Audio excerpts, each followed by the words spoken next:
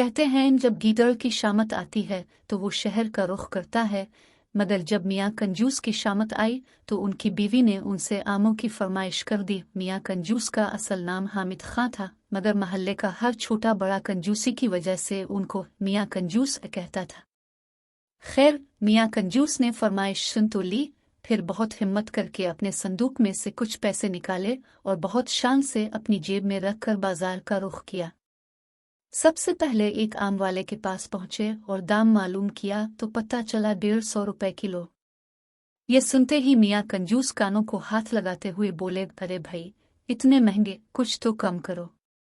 ये सुनकर आम वाले ने जवाब दिया, इससे सस्ते लेने हैं तो आगे जाओ। मियाँ कंजूस फौरन आगे हो लिए। आगे चलकर दाम दरियाफ्त करने पर मालूम हुआ कि आम 150 रुपए किलो ही हैं।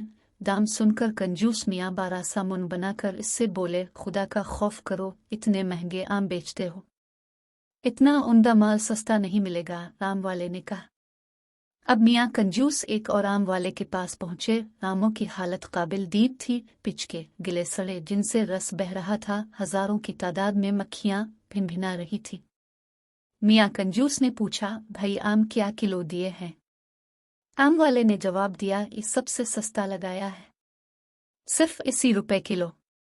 मियाँ कंजूस गुस्से से झंझलाए और बोले, इतने खराब आम 80 रुपए किलो? आम वाले ने कहा, बाबूजी, इससे सस्ता आम कहीं नहीं मिलेगा। हाँ, आपको मुफ्त चाहिए तो वो सामने कुनवे पर आम का दरख्त लगा है, वहां से तोड़ लो। ये सुनकर मियाँ कंजूस बहुत खुश हुए और भागे भागे जाकर कुनवे पर चढ़ गए और अलिफाचिल कर आम तोड़ने लगे। अचानक उनका पैर फिसल गया और मियाँ कंजूस कुनवे में जा गिरे। वो तो खैर हुई कि कुनवा खुश्क था, मगर मियाँ कंजूस गिरते ही अलिफाटे खड़े हुए और कपड़े झाड़कर कुनवे में पड़े हुए आम अलिफाटे कर झोली में भरने लगे। मगर जब अलिफा पर नजर अलिफाटे आई तो बहुत परेशान हुए कि अब कुनवे से किस तरह निकला जाए। ये ख्याल आते ही मियाँ कंजूस लगे चीखने चलाने। इसी वक्त अलिफादेर से एक घोड़ा गाड़ी वाला गुजरा। इसने जब ये आवाजें साने और मियाँ कंजूस को कुनवे में देखा तो उसे रहम आ गया और उसने अपनी घोड़ा गाड़ी का रस्सा निकाला और कुनवे के अंदर लटका कर अलिफा पर से रस्सा मजबूती से पकड़ लिया और कहा कि रस्सा पकड़ कर आ जाएं।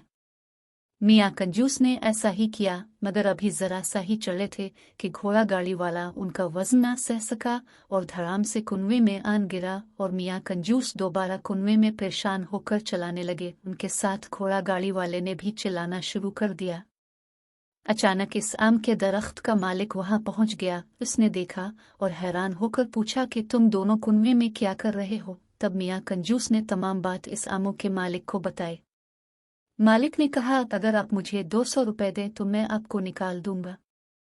यह सुनकर मियाँ कंजूस ने चारों नाचार वदा कर लिया और जब दोनों को मालिक ने बाहर निकाल दिया तो मियाँ कंजूस ने मजबूरना 200 के नोट मालिक को दिए और खाली हाथ घर आ गए।